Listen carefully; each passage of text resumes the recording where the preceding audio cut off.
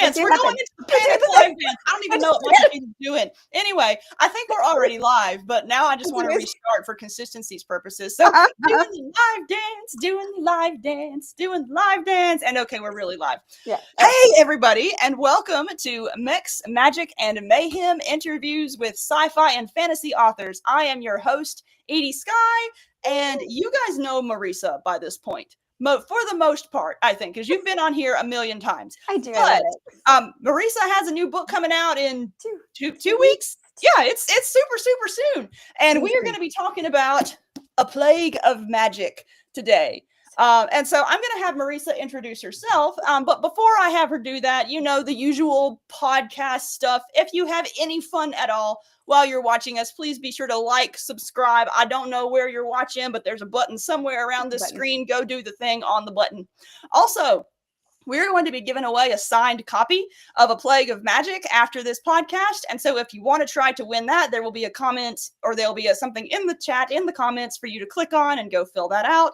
I'm also going to have links to Marisa's book. I'm also going to have links to Bane books because this is a Bane book. Yes. And so they are allowing me to stream on their channels. And so long story short, go buy all the things and enter to win all the things. All the things. But while I am putting all the things in the comments, Marisa, tell us who you are, what you write, and any fun stuff you want to say to occupy the time while I'm copying. Yes. Okay. I got you. Okay. Hello. I am Marisa Wolf. I write science fiction and fantasy that ends in hope. And that is the only promise I will make you. It will end in hope. I have no guarantees about the path we take to get to that end. Hooray. So there you go. This particular book is an exception to every other book I have ever written, and that it lived in my head in one form or another for about 4 years. There was a real life thing that popped up in my head, not my head, my Facebook feed, and therefore rooted in my head when I was on deadline for an entirely different project. And it sort of infected the back of my brain since. And if you want me to be real honest, it probably goes back about 20 years when I accidentally stumbled into a Fae jewelry shop. Okay, I need context. Mm-hmm. You're going to have to tell this story. Yes, tell it now. Okay. So once upon a time, I was young and adorable and 24, and I was a teacher in Louisiana. And a friend of mine who was also young and adorable and 24 and a teacher in Louisiana, we went to a teacher conference. We taught in Baton Rouge. We went to this conference in New Orleans.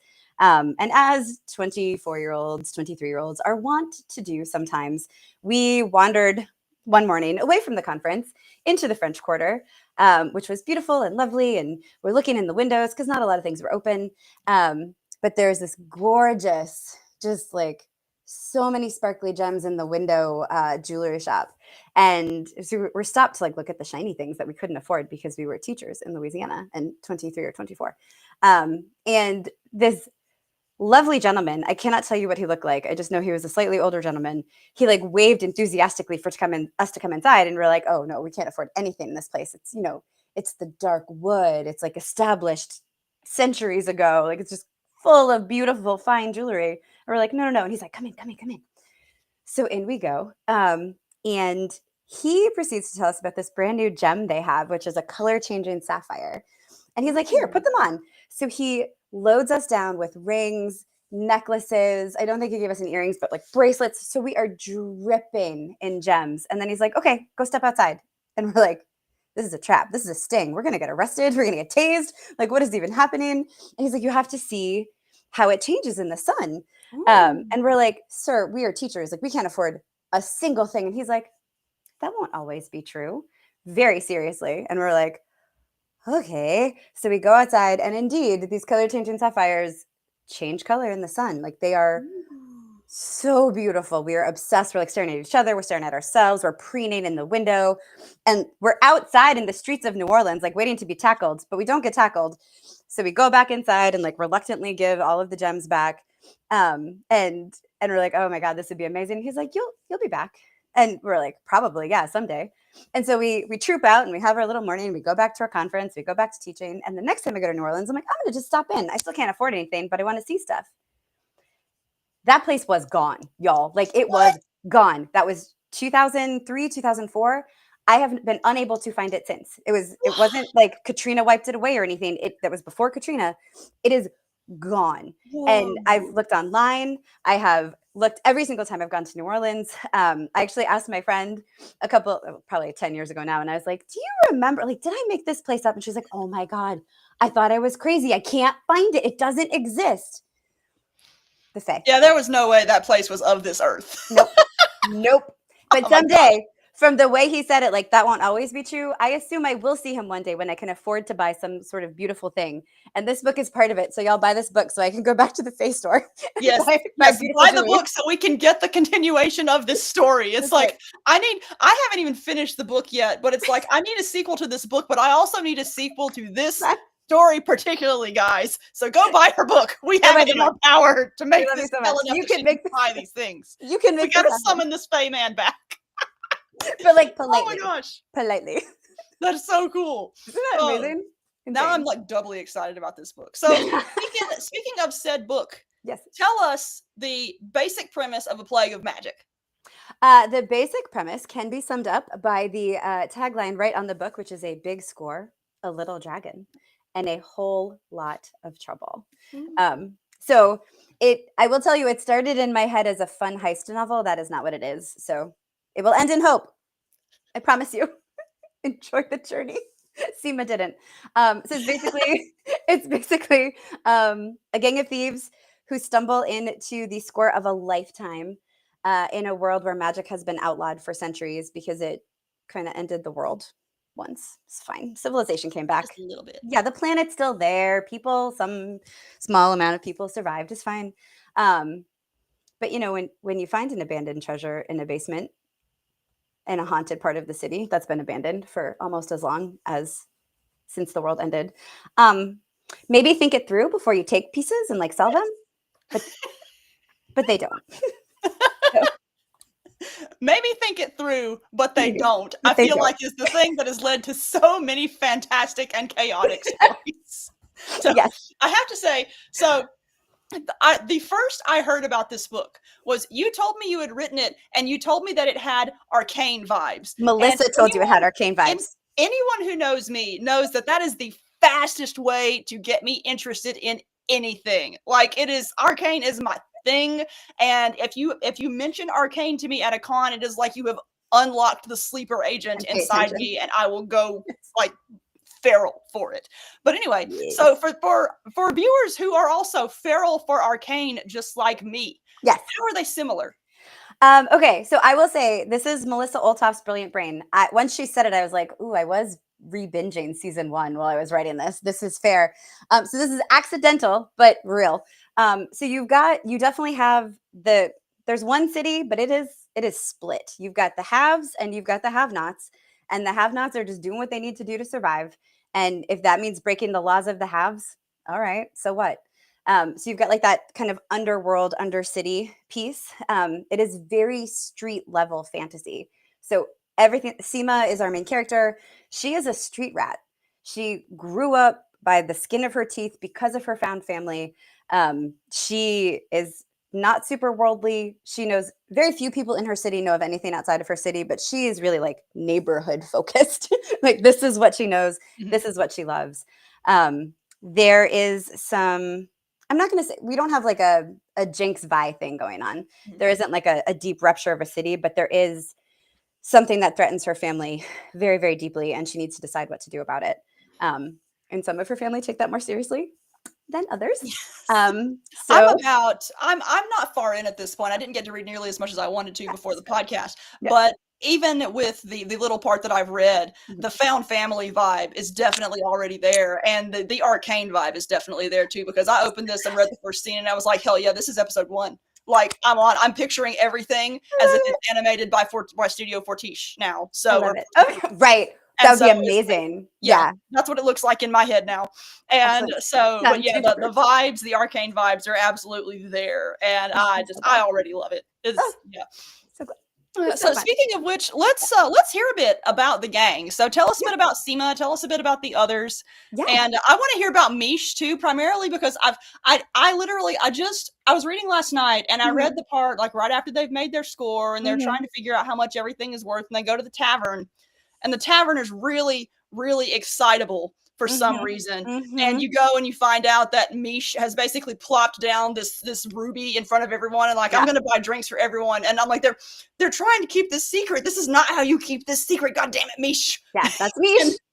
and that's Mish. I want to shake this little guy, but right. But so right? it's oh yeah, it's one of those. I've had a lot of situations recently because I read at night. Yeah. And I always read at stupid hours of the night. And I always have to contain myself because I always reach a point where I just want to scream at the book while my husband is asleep next to me. And it just takes all of my power. And God damn it, Mish was the moment in this book. And so I was just radiating. I cackled though. So I get this. Please, as you continue to read, if you continue to read, whatever, please continue to send me your all caps responses to things. Such delight in my heart. Oh, definitely. I definitely will. All my responses to everything are all caps. I mean, I am an unhinged person. It's true. So yes. So the found family. So you've got Cima. Cima is our point of view character. She's, I guess we'll say, protagonist. She's the person we're following and rooting. I hope rooting for. So the thieves are slightly aging out. Thieves is a young person's game when you're very small and very flexible, and they are somewhere. It is very vague because, again, street rats. You don't get a lot of time to celebrate birthdays when you're growing up that way. So they're somewhere in their 20s. Terrio might be getting close to her 30s, and they're like, this is maybe not a sustainable life anymore. So you've got Cima. She is ADHD up the wazoo. And like, I hope that is clear really early. Like, what was I thinking about? What was happening? Where am I? But also, these two facts that you all think are unrelated are totally related. And here's the meaning I've put together, and here's why. Like, it's her superpower, but also all the things that come with it. So she is very, very smart, but has no interest in being in charge. And so she's not really the leader of the crew. Her big sister, Terrio, is the mom of the group, and she is the leader of the group. Terrio is eldest daughter from top to bottom. So all the things you can imagine about any stereotype of an eldest daughter, that's our girl. Ackles is the sister of Cima's soul. She is our sunshine character. I love her so much. My editor, Griffin Barber, who I cannot emphasize enough, is a very serious, I'm very man. He's hilarious. He's not very serious, but like, he's very much like, he likes what he likes. He's so great. He's so insightful. And really early on, he put a comment on one of Ackles' lines. And he was like, if anything happens to her, I'm killing everybody and then myself. Like, don't you hurt my perfect angel. Like, she's the best and I love her. Melissa's in the chat. Hey, Melissa. Hi, Melissa. I freaking love Terrio. I do too. Yeah. Says a fellow eldest daughter. Yes. So those are our girls. And then what crew would be complete without some good dudes and brothers? You've got Gowdy, who is the strength. And he is not dumb, but he values not peace, I guess. He wants everybody to be warm, and he wants everybody to be comfortable, and he just wants them to also be happy and content. And again, they live a street rat life, so that's hard. But that's like his goal is always. And he also really loves a dirty toast. Those are like his jams right there. Like, I want everybody to be happy and cared for and loved. I'm big and strong. Also, here's this really ridiculous dirty toast I just came up with. So fun. And then Mish is the perpetual little brother. He is so full of himself and so cocky and such a little shit. But also, right, so loyal and so brave and so wonderful, and often the humor and the love that keeps like the bonds between them great, but then also like, don't take that too seriously because he's gonna make fun of you and then like cartwheel away like a jerk. Oh, yeah, I absolutely get that vibe from Mish. Like, Mish is one of those characters that I already love, but I do want to strangle him like a lot. Like, it's if that's our boy. Evenly divided. And we have Melissa in the chat again, says Ackles is like distilled sunshine in a person. That's a good description. Thanks, Melissa. And by the way, everybody, when you're watching, if you have any questions for Marisa, put them in the chat. We'll get to them, and we're just gonna hang out and have a bunch of fun. So it might just be us, but here we are. So, all right, and I think we've covered everyone in the gang, right? Yes, that's the gang. So now we're going to move on to a new segment of my podcast. Oh, yeah. And so one thing I've started asking authors, I have 3 little questions you can choose from or do all of them or whatever. Yeah. I have authors choose describe their stuff in 5 words or less. I have them give me a single line that is meant to grab the reader's attention, like a single out of context crazy line. And then I give them the option of reading a single scene that is meant to absolutely make the reader go, yes, I need more of this. And the reason why I do that is because in my own marketing, I found that those are the things that work, like short attention getters. Like whenever I first released Titan Mage, I came up with all these complicated ways to boast about the world building and make everything like just to show off how complicated it could be and whatnot. No, the thing that sells it is hot girls and giant robots. I mean, sometimes it is the dumbest 5 words you come up with. And frankly, that's how marketing works. Like all of my marketing successes have happened whenever I've gotten tired and exasperated of doing all the complicated things. And then I just go, screw it, we're doing this. And then whatever I did is the thing that takes off. So all that said, I think you wanted to do all 3, right? Yeah, I do. I'm ready. All right. Melissa's in the chat again, says, spoilers, readers absolutely need more of this book. So I'm like 25 pages in and I already want more of this book. So, all right, let's start with the 5 words. Okay. I just did 5 separate words because I kept trying to come up with phrases and they were too long. So I've got thieves, treasure, horror, hope, yikes. I love the yikes. I think, okay, so we've covered the first 2. Yeah. I think with your earlier description, where does the horror come in? So I would like to point out the title of this book is a plague. You're right. Yes. Of magic. Yeah. So in this world, which is not our world at all, this isn't like a secret second London or a secret history. This is a whole other world. So in this world, only magic can spark magic. So somebody cannot just be like walking down the street one day and suddenly develop magic. They have to spark against something magical, basically. Ooh. And magic, you may have heard me mention, has been outlawed for like 400 years, roughly.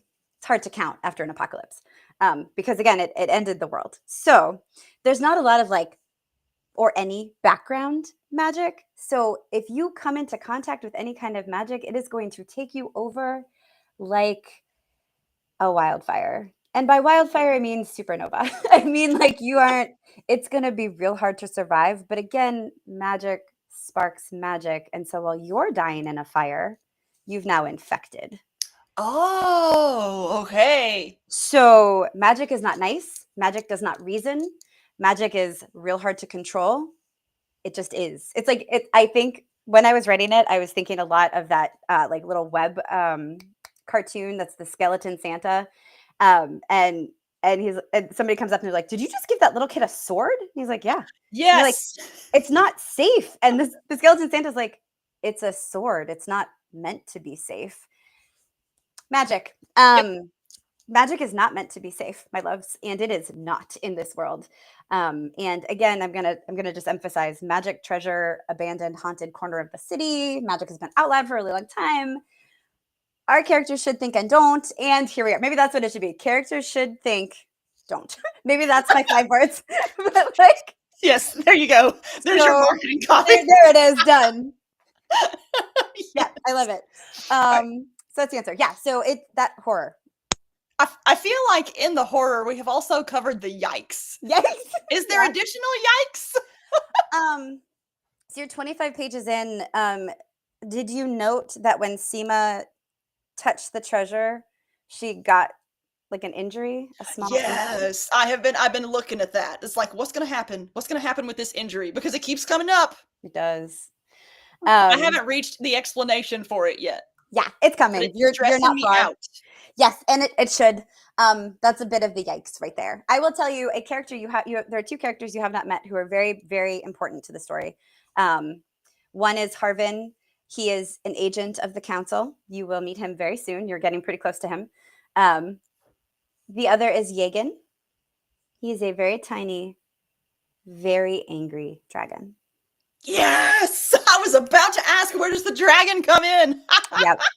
And we've got Richard Hopkins and Gamora 12 in the comments saying that the is Discworld. Thank you. Pretending to be the Hogfather, yes, and then Skeleton Santa is Death from Discworld, one of the best fantasy series by Terry Pratchett. I concur, you guys. Yes. Everybody watching this podcast, if you have for some reason never read Terry Pratchett, you need to, well, not stop right now because you're going to watch this right now, but after the podcast is over, you need to go find some Terry Pratchett. And Hogfather is an excellent one. Yes, it's one of the ones I haven't read. I've read 10 of them, I think. And last year, one of the books, Humble Bundle maybe, did all of them. You could buy all 42, 36. I don't know. We're going to talk about Terry Pratchett right now, and then we're going to go back to dragons because heck yes, Terry Pratchett. What was your first Terry Pratchett book? Guards. Tell me about that one because I have not read that one, surprisingly. Is that the first Night Watch book? I think so. Yeah. Okay. Yes. Sure. Yeah, it was because I didn't start because then I had to go. Okay. So when I was growing up, I was limited to whatever my library had or the used bookstore had. Did not have a ton of disposable income. I could not read as much as I wanted. So library, used bookstores. So I never read anything in order. I never had any idea how things were connected. It was all magic to me. And I read, was it Mort? The one where Death Takes a Holiday? Yeah, that sounds familiar. And Guards. I bought them both because they were those like really bright covers at the time. And then I think I read Guards first because it had an exclamation point on it. And I was like, hell yeah, let's go. And so it's the first Night Watch book. It's so freaking good. I was a teenager, maybe 13, 14, I don't know. And I was like, I want to read all of this forever. And then it took a really long time. And then I was like, wait, I have another one. And then I read Mort. I love Death in the Sandman. I found her at a very pivotal time of my teenage angsty life, and she's perfect. But Discworld Death, Terry Pratchett's death, is the death I hope I meet when I'm an old lady comfortable in my bed. Yep. I love him so much. That character is so fantastically written. Oh my gosh. Yeah. Ugh. So I have all of the books, but they're stuck on my computer because I can't move them onto my Kindle because of proprietary bullshit. So eventually I will get to read them all. Yes. I love Terry Pratchett. Please read him. He's so funny and so deep. And one of the reasons I majored in English was his like, please go find the actual quote because he is much more brilliant than a distilled version you're going to get through me. But it was basically like somebody was like, why write fantasy literature and blah, blah, blah, blah. He's like, because it's what made us human. These were the first stories we told. Why wouldn't I write it? It's the most important thing we have. And I was like, oh my God, I love you so much. Yes. My first was, I did not even know who Terry Pratchett was or what the Discworld series was before I started this. And I want to say I read it when I was also a teenager. But my first was Monstrous Regiment. And if you haven't read Monstrous Regiment, it starts out with a very familiar premise. Main character wants to go off to war, but she's a girl, so she has to disguise herself as a boy. And then, goes to war. And I don't want to spoil it because the spoiler, like the thing that makes the book so charming is a massive spoiler, but it develops in a very Pratchett-esque way. And by the end of the book, like I was just fallen over laughing from how well constructed it was. Because one of the things that I really, really like about Terry Pratchett is he takes very familiar concepts, like the girl disguising herself as a guy to be a soldier or whatever, and then he just pushes them as far as they can possibly go and as cleverly as they can possibly go.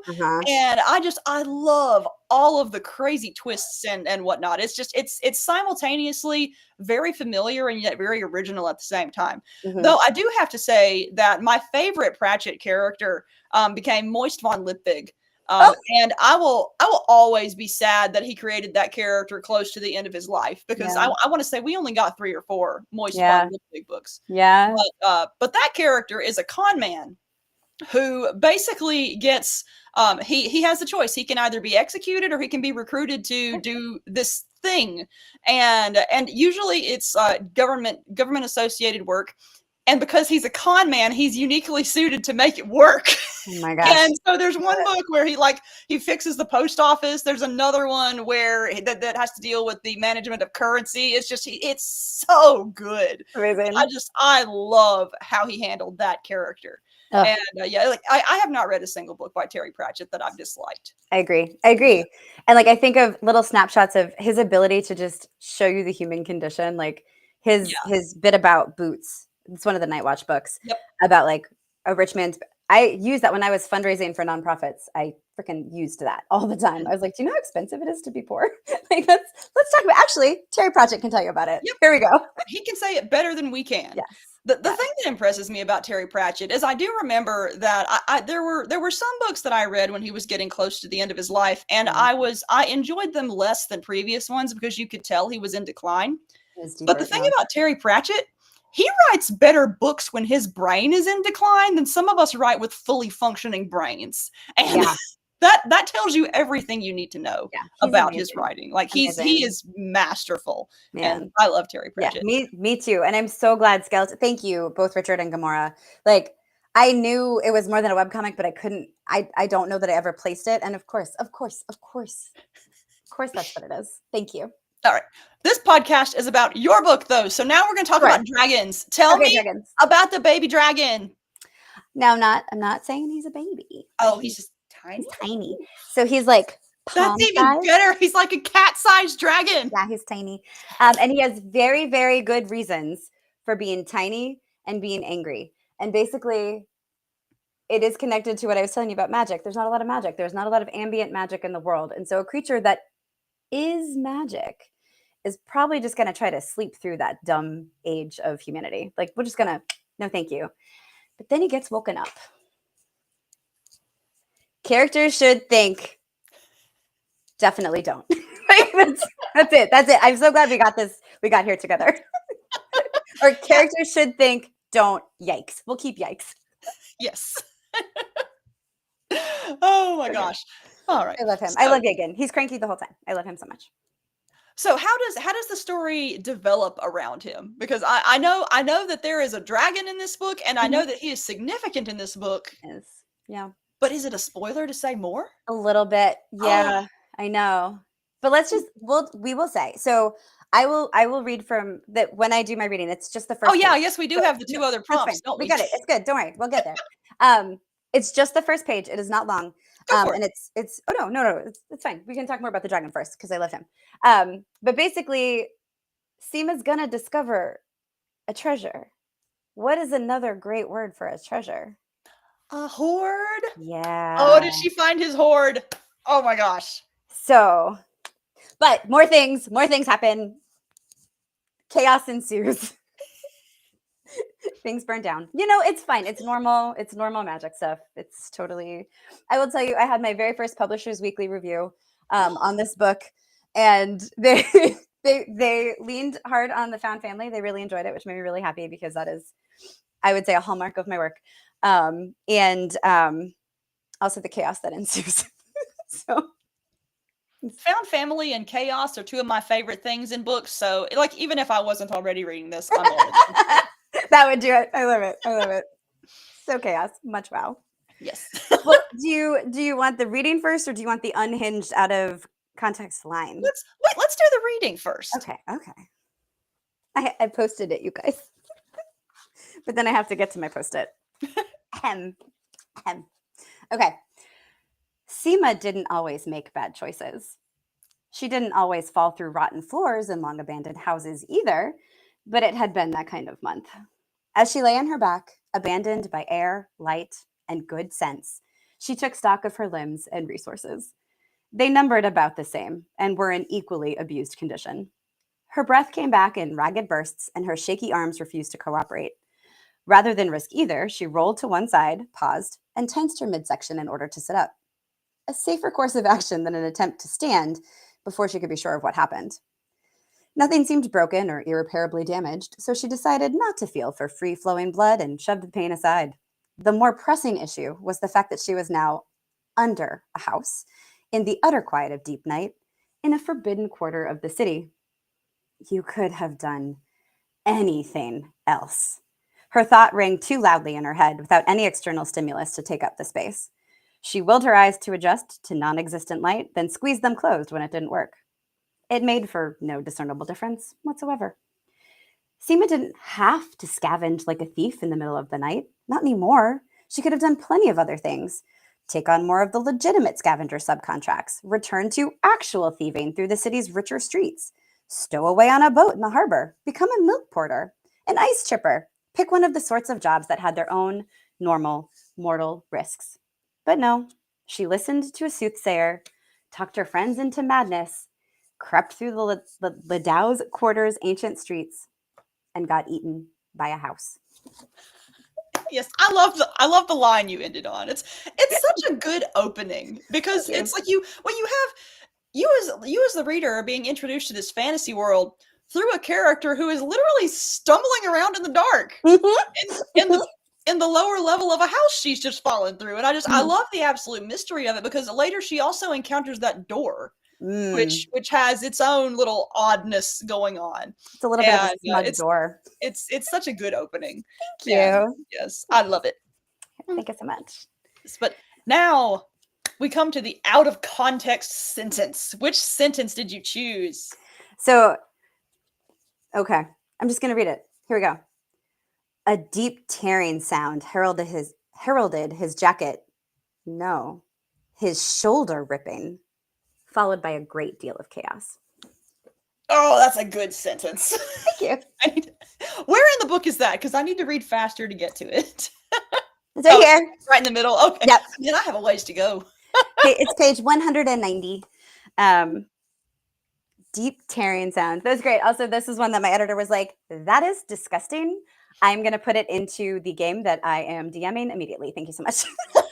Yes, it's like I'm intrigued, but also I can feel it in my own shoulder. I'm one of those readers or media engagers in general where when a character gets hurt or I see something break or something when I'm watching TV, it's like I can almost feel it, and it's just it's yes. Yes. But it also makes for really, really evocative writing and a really, really evocative entertainment experience. So, excellent. Thank you. Thank you.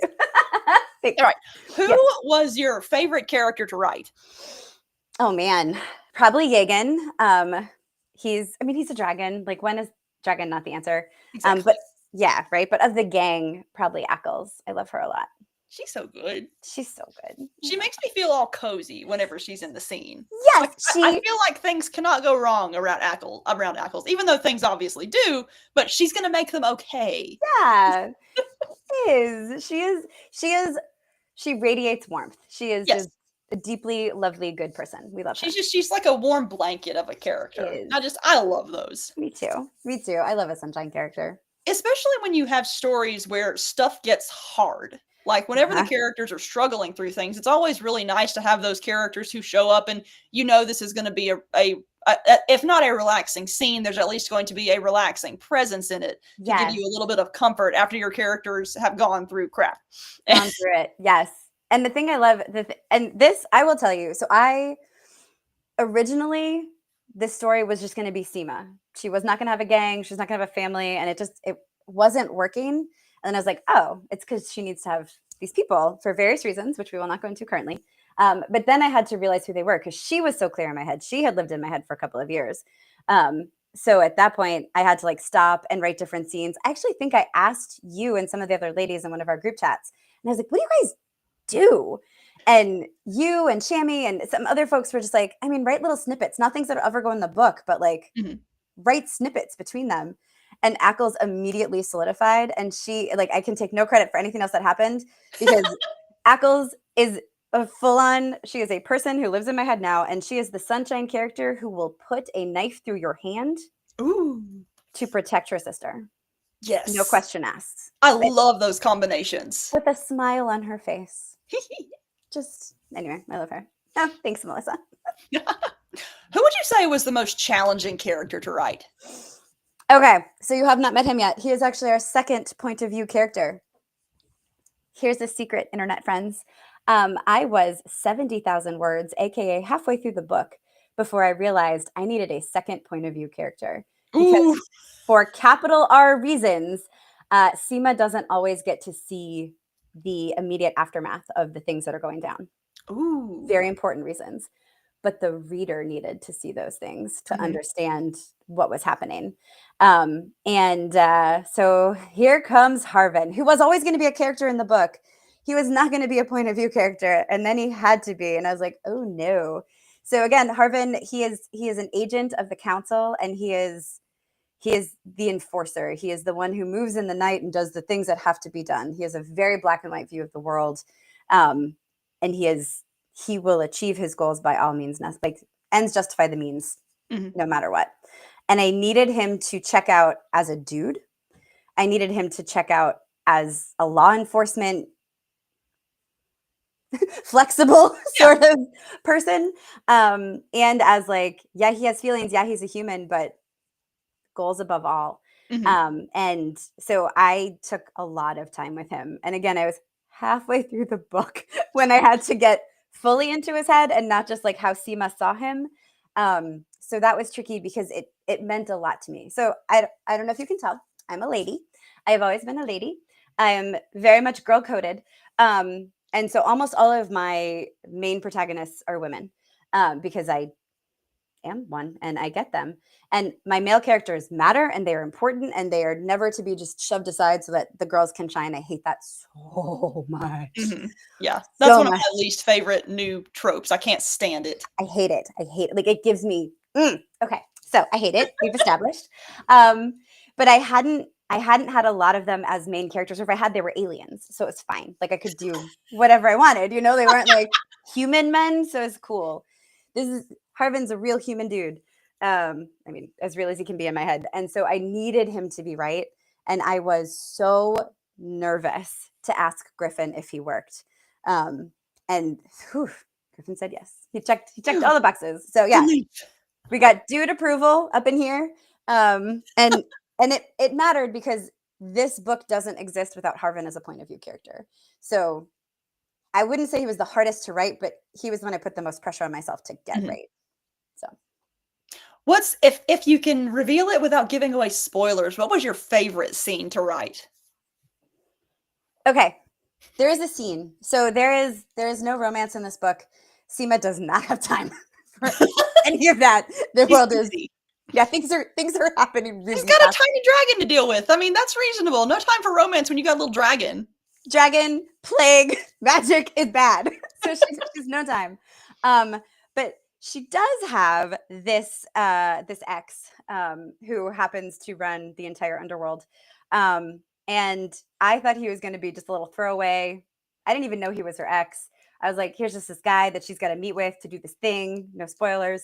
But then he showed up and I was like, oh, this is one of those. Yup. And every single piece fell into place. He was very clear. He will play a bigger role in the future. He's also the point of view character of the free short story on Baen.com called Undercurrents, which you can check out for free. I love him. There is a scene between the two of them that Griffin, his editorial note was fan, self, and lady. And that Melissa said made her kick her feet. And I love it. So it's tension. Like, again, there's no romance in this book, but there is tension and there is unspeakable, I'm not going to say yearning, but history. Ooh. Yeah. Sometimes that's almost better than complicated romance, though. Oh my gosh. It's like that. The thing that makes romance in general work is the anticipation. Yeah. And unspeakable yearning is nothing but anticipation. I love it. It's almost the scene I read, but there's spoilers and stuff, but I was real proud because so I wrote this scene. It was real late. Most of this book I wrote real late. It's fine. But it was real late. And I sent it to Melissa specifically because she reads a ton of amazing romance. She writes amazing romance. Like she's just so great at this. And so I sent it to her and I was like, I need you to check me. Do not cheerlead. Like take off your cheerleader hat. Give me your like badass author hat. This is either the best thing I've ever written or it's trash. And there's no in between. And I have no idea what it is. And the all caps comments I got back. Yes. So you've succeeded when all the comments are in all caps. Yeah, they made me so happy. Easy shorthand. Yeah. So that is my favorite scene. And then there's another like very trippy scene that I almost took out, but I was like, this is going to be really important in the future. So. All right. Now, DragonCon is coming up. And if I recall correctly, you have a book that's up for a Dragon Award. Oh my God, I do. Well, the cover. Yes. So yeah, Yeah. so best illustrated cover. Tell us about that though, because Dragon Con is coming up. What is it, like this coming week, right? This coming weekend. Yeah. Yeah, Not right and now. so for those who are unfamiliar with the Dragon Awards, well, I did a big podcast about it last Yes. week, so like We'll go watch watch it. that. It's But the awesome. short version of it is that the Dragon Awards are a fan-selected award bestowed by Dragon Con, and so it is literally from the ground up. Fans do the nominations, and once the nominations are established, fans go in and vote for the final winners. Yeah. And so I'm going to put the link to it in the comments. But if you haven't voted yet, I think you have until what, the Friday before Dragon Con? Yeah, like you have like right until Dragon Con starts to get your vote in. So obviously go vote for Marisa's cover. But Marisa, tell us about the book and tell us about the cover. Yes, this is my second year in a row with a cool freaking ass Sam Kennedy cover. So last year was Beyond Enemies, which was my debut Bane novel. And this year it is Blood of Her Father that I wrote with the fabulous Casey Ezel in her Ashes of Ventiscia space opera world. I love this book so much. It is a stacked category, y'all. Like, just go look up all those covers. There's a Michael Whalen cover. There's a Sam Kennedy cover. There's a Pierluigi Abendaza cover. There's a Kurt Miller cover. Like, they're so good. Every one of those covers is gorgeous. Go vote with your heart. But why you should think about this one. So this book, Blood of Her Father, is the story of, standard young queen, her evil stepmother. Or is she? So it's a coming of age for Asone, a queen whose really cruel, really awful, really terrible father died and left his bastard daughter as queen. His beautiful young wife, who managed to survive the murder of that king, but can't ever be allowed to have a child because yikes. I was so excited about it. I knocked my earphone right out of my ear. So that's how you know. Anyway, it's a super, super fun story. Casey and I wrote this in like 5 weeks because we had so much fun writing together. And it's like our 5th or 6th book together. So it is so much fun. I love these women. I love their relationship. And it really is like, who do you trust when you're a queen and you are surrounded? You can't see it unless I think you get the book. You can a little bit see it. So the full art, the back cover, there is a man with a very wicked knife. Ooh, I see now. Yeah. So you've got like the cool city, you've got the queen, but then you've got this dude. So like her seat is not secure. And what's going to happen? So I really love this book and this cover. Sam Kennedy is amazing. So good luck in the Dragon Awards. I mean, good luck to everybody in the Dragon Awards, but especially to my friends. Yes, of which are almost all in the illustrated cover category too. Do we want to talk about the little fantasy gather scavenger hunt we're doing? We should talk about that. Okay, yes. So and I will leave the filling in of details to you because I'm not going to be at Dragon Con, so I leave it to the other feral ladies to get my stuff distributed. Yes. We got you. We got you. So we're doing a little scavenger hunt activity where basically you get a card, or I think there's also an app that we're going to. Yeah, there's also an app that we can have, and you do a bunch of little tasks around the fantasy gather, and then once you fill up your card, you can get a little gift basket or a little gift pack that all of us have contributed stuff to, and so it's just a fun little activity. It's only running during the fantasy gather, right? Yep. Yeah. And when is the fantasy gather? Friday night between 8 and midnight. Yeah, and for those who are unfamiliar with it, explain what the fantasy gather is. Oh my goodness, I love it. So the Fantasy Gather was put together by the track director of the fantasy track at Dragon Con, Seska Smalls. She's freaking amazing. And so if you've been to a con before, you've seen like Author's Alley. It's kind of like what Dragon Con can do for that, because there's the huge dealer hall, there's the 5 hotels, there's everything everywhere. Can't really have an Author's Alley, but for one night, you can come meet about 100 authors who are scattered around these tables. And all have their books, and you can talk to them and you can get books. You can do scavenger hunts and get prizes. There's music, there's bar. I think there's 2 bars now. And you can wander. It's so much fun. I have seen people go through with, I can't even show you how big the stacks are. Like, know that my hands are off camera on both sides. People just buy stacks of books because you buy them from the author, you get them signed, you wander around. Like, oh my God, it's so much fun. It's 4 hours. So you don't have to be there for 4 hours, but you might want to. You can come in at any point and pick up books or just talk to people, take pictures, whatever you want to do. A lot of people will come through and be like, I only do ebooks, so click. And I'm like, amazing. I love it. Please to enjoy however you do. or I only do audiobooks or whatever. All of that is valid. The scavenger hunt, like Dragon Con Awards, free. You do not have to pay anything. You don't have to buy books. You're going to do fun little tasks like maybe look scandalized at a particular cover, Yep. or maybe read a certain scene or pose with the book or whatever. So it's going to be super fun. We've got like 8 or 9 authors. I wrote them all down, but I think I threw that paper away. And so I will not tell you. You can come and find out. And it will be great. But now you know that Edie Skye will be involved and Marisa Wolf will be involved. We've got a cool mix of authors. It's gonna be super fun. I think the task I assigned was like find one of my books and look scandalized next to it. And so since I'm not going to be there, I just mailed you, Marisa, all my prizes, but also I sent maybe 3 or 4 of my books in there that I've signed. And so obviously you find the Feral Ladies, find wherever the books are, take your picture. But I've also told you guys, like, I don't want these books back. Find someone to give them to. So catch them at the end of the Fantasy Gather, and maybe you can get yourself a free book signed by me. Yes, come see me. 1, because I have a task, and I will also have Edie Skye's task.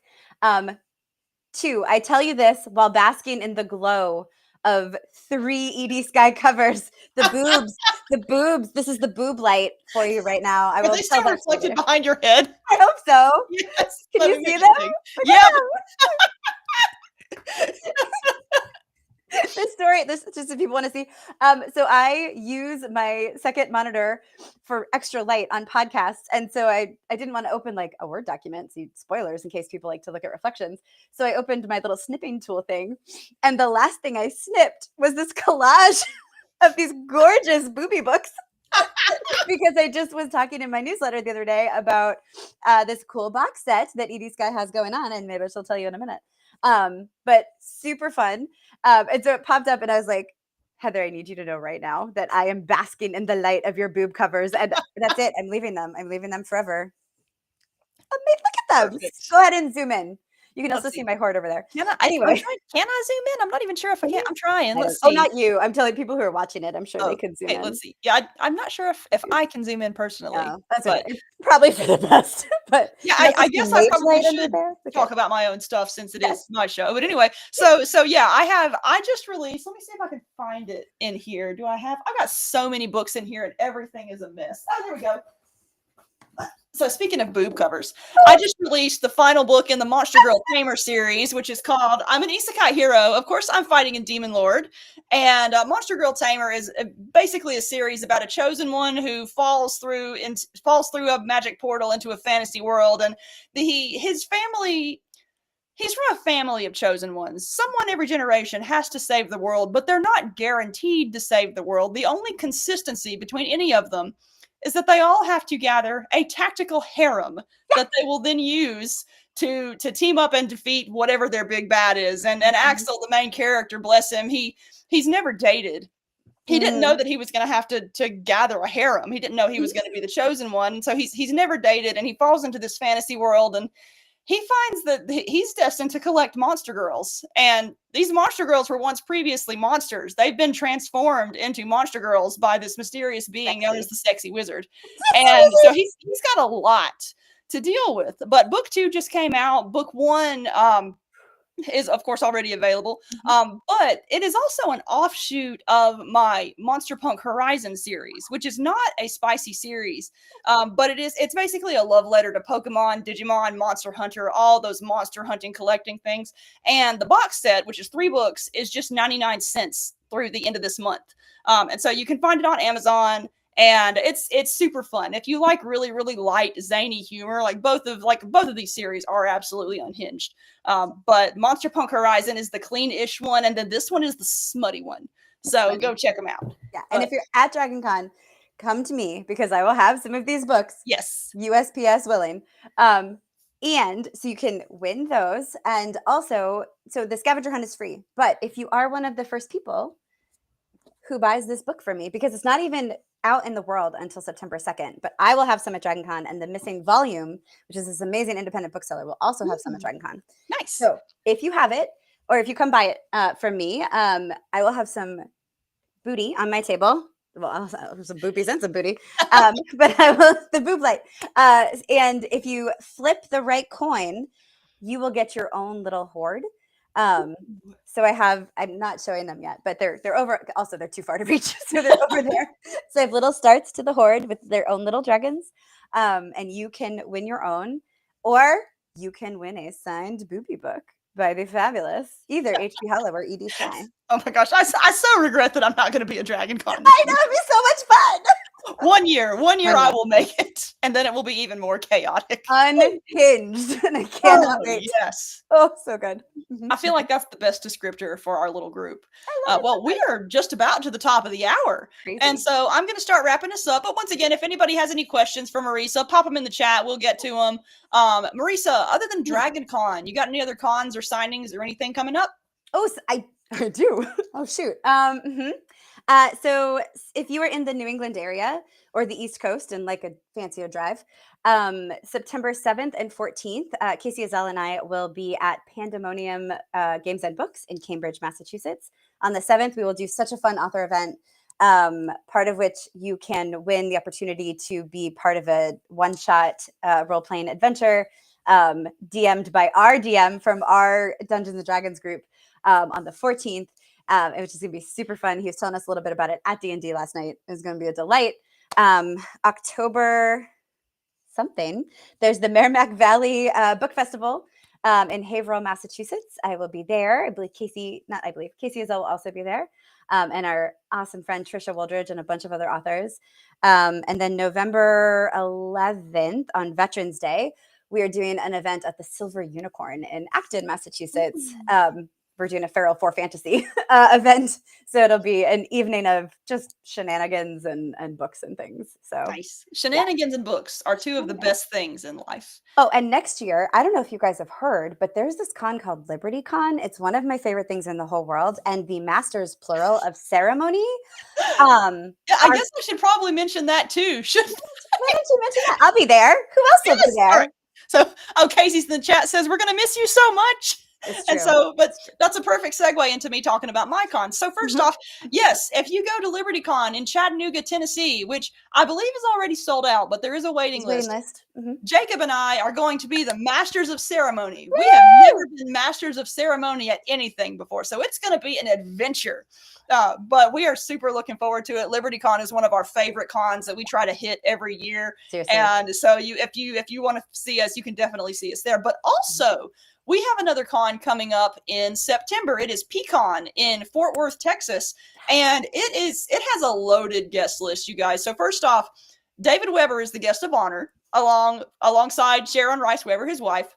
Jacob is also a guest of honor. He was supposed to be a guest of honor last year, but wasn't able to make it because of illness. And so it was just me literary guest of honoring alone. There are other guests of honor too. But also, if you are a fan of the Edie Sky audiobooks, I had a funny story from last PCon where I was there just doing my stuff and I got a text from one of my audiobook narrators and he said, "Hey, can I swing by? I work right down the street." And so Daryl Mayfield, who does the male narrations for my audiobooks, swung by and I introduced him to everybody. And long story short, he's a special audiobook narrator guest. So if you have ever enjoyed Edie Sky anything, you should totally come to PCon because it's almost the whole Edie Sky crowd. Oh my gosh. It's September 19th, right? Starts September 19th. And I believe tickets are still available, but I think their hotel block is just about to sell out. So if you want to stay specifically in the PCon hotel block that, has nice discounts or whatever, go ahead and try to find it fast. I mean, of course, there's going to be other like regular price hotel rooms available, but if you want to help fill the con block, do that. And Casey says you're going to rock it. It's so much fun. Yeah, Casey has been giving me a master of ceremony advice. I love it. She was an amazing mistress of ceremonies, not this year, but last year. Yes. Amazing. And so I have very much enjoyed the communication we've had, and Daryl is amazing. We did a podcast with Daryl and Jess recently. I've been doing podcasts like crazy recently. Oh my gosh, I don't know what you're talking about. Nah. But all right, so that just about wraps us up. Marisa, is there any other stuff you'd like to tell us where we can find your books? Anything else? Also, I think they've been buried in new comments since then, so I'm going to put some new ones in the comments. But if you want to go buy a copy of A Plague of Magic or try to win a signed copy or get any Bane book, then I'm going to put those in the comments. But Marisa, if you have any other stuff you want to say, do that. And I will. Well, you do links. Okay. Yes, I will again talk. If you missed my story about the disappearing Fae jewelry shop, you should catch the beginning of this podcast. If you are like, I need more of Marisa Wolf shenanigans, go ahead to my website, which is either marisawolf.www.marisawolf.net or www.marisawolf.com, because I go both ways, like many of my characters, just, as a thing. And you can sign up for my newsletter. It only goes out once a month. I usually have a lot of gifts, GIFs, but if you want gifts with a T, there are 4 free short stories that go with that newsletter, so you can hang out there. All of my books with Bane are available anywhere books are sold. I say all, that's 2. And a couple of anthologies and counting. I will get to, like the fabulous Jacob Hollow, I will get to write with the incredible David Weber. So that is the next project on my list. So stay tuned for that. All of my books with Chris Kennedy Publishing, you can find on the River of Commerce. There are links on my website there also as well. I believe you can buy a fair amount of them from CKP if you are against the River of Commerce, which fair. And I think that's it. Come hang out on Instagram, where I'm learning how to do reels as an old lady. It's very exciting. So, and then come hang out. Yay, Linda. Thank you. Thank you, Linda. And I'm with you. Yay, dragons. Look, these are dragons. Oh my gosh, I didn't even see the dragon earrings. These are new. Those are cute. My stepmom just got these for me. I need to get my ears pierced so I can wear cool earrings. But they have cool ass clip-ons. Oh, I forgot clip-on earrings existed. This is how little I wear jewelry. I mean, I don't even have a wedding ring on right now, you guys.